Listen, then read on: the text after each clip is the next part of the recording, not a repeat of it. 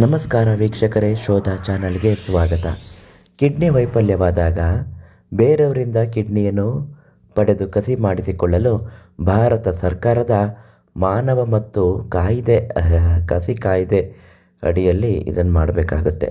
ಅತ್ಯಂತ ಕಟ್ಟುನಿಟ್ಟಾದ ಕಾನೂನು ಮತ್ತು ನಿಯಮಗಳು ಇದಕ್ಕೆ ಇದೆ. ಅಂಗಾಂಗ ಮಾರಾಟವನ್ನು ಪಡೆಯಲು ಮತ್ತು ಕಾನೂನು ಬಾಹಿರವಾಗಿರುವುದನ್ನು ತಪ್ಪಿಸಲು ಈ ನಿಯಮಗಳನ್ನು ರೂಪಿಸಲಾಗುತ್ತದೆ. ಅದೇನು ಅಂತ ಹೇಳ್ತೀವಿ. ವಿಡಿಯೋನ ಕೊನೆ ತನಕ ನೋಡಿ.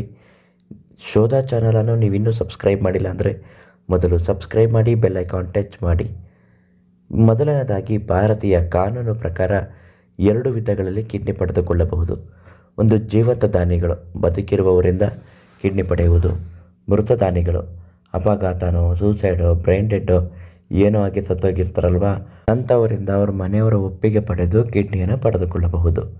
ಜೀವಂತ ದಾನಿಗಳಿಂದ ಕಿಡ್ನಿ ಪಡೆಯಬೇಕಾದರೆ ಕೆಲವು ನಿಯಮಗಳನ್ನು ಪಾಲಿಸಲೇಬೇಕು. ಯಾರಾದರೂ ತಮಗೆ ಬೇಕಾದವರಿಂದ ಸುಲಭವಾಗಿ ಜೀವಂತ ವ್ಯಕ್ತಿಯಿಂದ ಕಿಡ್ನಿ ಪಡೆಯಲು ಆಗೋದಿಲ್ಲ. ಇದಕ್ಕೆ ಕಾನೂನುಬದ್ಧವಾಗಿ ಕೆಲವು ನಿಯಮಗಳನ್ನು ಪಾಲಿಸಲೇಬೇಕು.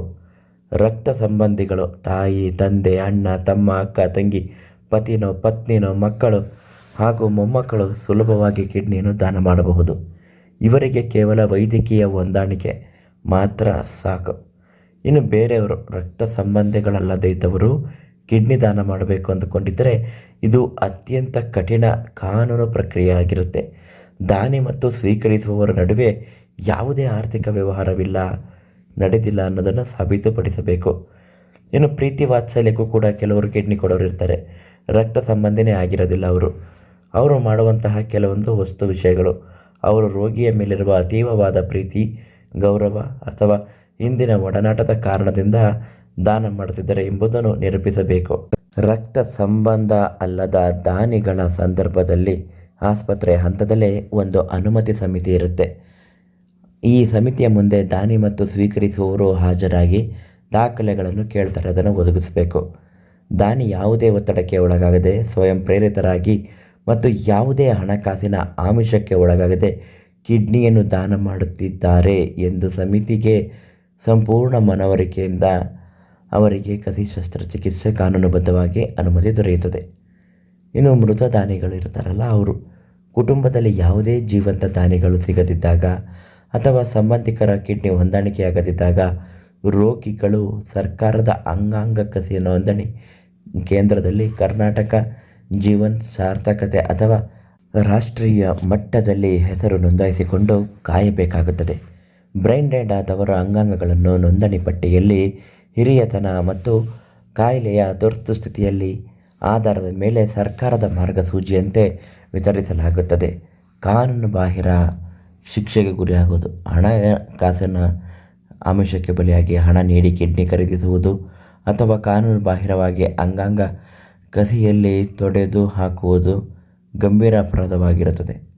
ಇಂತಹ ಪ್ರಕರಣದಲ್ಲಿ ಸಿಕ್ಕಿಬಿದ್ದರೆ ಕಾಯ್ದೆಯನ್ವಯ ಆಸ್ಪತ್ರೆಗಳು, ದಲ್ಲಾಳಿಗಳು ಹಾಗೂ ಭಾಗಿಯಾದವರು ಬರೀ ದಂಡ ಮತ್ತು ಕಠಿಣ ಜೈಲು ಶಿಕ್ಷೆ ವಿಧಿಸಲು ಕಾನೂನು ಅಂಶವಿದೆ.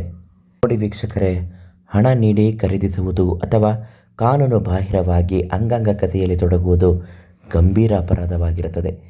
ಇಂತಹ ಪ್ರಕರಣಗಳಲ್ಲಿ ಸಿಕ್ಕಿಬಿದ್ದರೆ ಕಾಯ್ದೆಯನ್ವಯ ಆಸ್ಪತ್ರೆಗಳು, ದಲ್ಲಾಳಿಗಳು ಹಾಗೂ ಭಾಗಿಯಾದವರಿಗೆ ಭಾರಿ ದಂಡ ಮತ್ತು ಕಠಿಣ ಒಳ್ಳೆಯ ಜೈಲು ಶಿಕ್ಷೆ ವಿಧಿಸಲು ಕಾನೂನುಬದ್ಧದಲ್ಲಿ ಅವಕಾಶವಿರುತ್ತದೆ. ಕಿಡ್ನಿ ಕಸಿಗಾಗಿ ಬೇರೆಯವರನ್ನು ಸಂಪರ್ಕಿಸುವಾಗ ಕೇವಲ ವೈದ್ಯಕೀಯ ನೋಂದಣಿಕೆ ಮಾತ್ರ ಇದ್ದರೆ ಸಾಲದು. ಇದು ಭಾರತ ಸರ್ಕಾರದ ಅತ್ಯಂತ ಅಂಗಾಂಗಗಳ ಕಸಿಯ ಕಾಯ್ದೆ ಅನ್ವಯ ನಿಯಮಗಳ ಪ್ರಕಾರ ಕಾನೂನು ತೊಡಕುಗಳಲ್ಲಿ ಅಥವಾ ಸರ್ಕಾರದ ಅಧಿಕೃತ ಸಮಿತಿ ಅನುಮತಿಯೊಂದಿಗೆ ಮಾತ್ರ ದಾನಿಗಳು ದಾನ ಮಾಡಲು ಅರ್ಹರಾಗಿರುತ್ತಾನೆ. ನೋಡಿದ್ರಲ್ಲ ವೀಕ್ಷಕರೇ, ಕಿಡ್ನಿನ ಅಷ್ಟು ಸುಲಭವಾಗಿ ಯಾರಿಂದಲೂ ಕೇಳಿ ತೆಗೆದುಕೊಳ್ಳಲು ಆಗೋದಿಲ್ಲ. ಅದಕ್ಕೆ ಅಂತ ನಿಯಮಗಳಿದೆ, ಅದನ್ನು ಪಾಲಿಸಿಕೊಂಡು ಮಾಡಬೇಕಾಗತ್ತೆ. ಇದು ಇವತ್ತಿನ ಶೋಧ ಮಾಹಿತಿ. ನಾಳೆ ಮತ್ತೊಂದು ಮಾಹಿತಿಯೊಂದಿಗೆ ನಿಮ್ಮನ್ನು ಭೇಟಿ ಮಾಡುತ್ತೇನೆ. ಶೋಧ ಸದಾ ನಿಮ್ಮೊಂದಿಗೆ.